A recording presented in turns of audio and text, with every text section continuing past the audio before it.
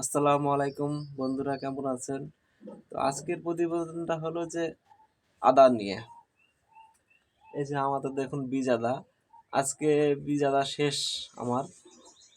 আজকে ভিডিওটা করতেছি যে আমার বীজ আদা শেষ, আর নাই। এই যে দেখুন, হুম, দেখুন আদাগুলা কেমন। দেখুন, দেখো তো তুমি, যে দেখো প্রতিটা আদা এরকম। এটা থাইল্যান্ড। এই যে আমার ছেলেও দেখাচ্ছে, দেখুন। এই যে এটা একটাই আদাটা, এটা দেখুন, এটা একটাই, এত বড় বড় থোকা হবে। এরকম।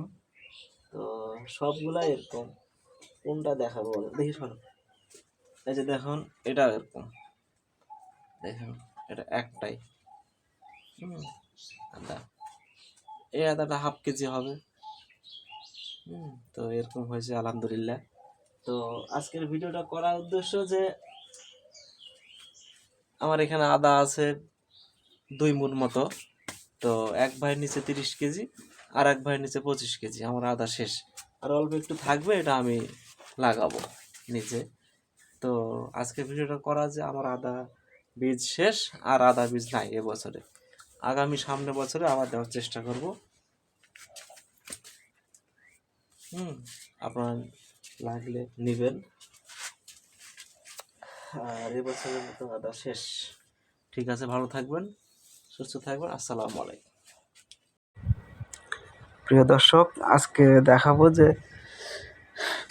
আদা আমি বিক্রি করলাম, তো কিভাবে আদা পাঠাই দেখুন।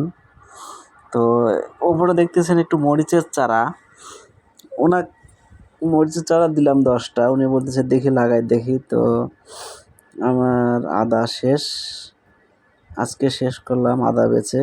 তো আপনাদের যদি লাগে আপনার সামনে বার যোগাযোগ করবেন, ইনশাল্লাহ দেওয়ার চেষ্টা করব। এবছরের মতো আদা বীজ শেষ আমার। আর আমি আদা কিভাবে পাঠাই দেখুন।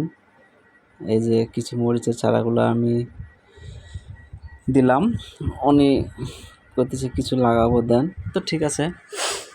আর আদা আমি এভাবে প্যাকেট করে পাঠাই খুবই সুন্দরভাবে, যেন ক্ষতি না হয়, আর যেন গাছগুলো ভালো থাকে, চোখগুলো যেন নষ্ট না হয়, এই জন্য আমি কার্টুন করে পাঠাই। আল্লাহর রহমত সুন্দরভাবে যাবে। তো আমার কাছে কিছু মরিচের চারা, বেগুনের চারা, আদার বীজ আছিল, বিক্রি করলাম। আর কিছু পেঁপে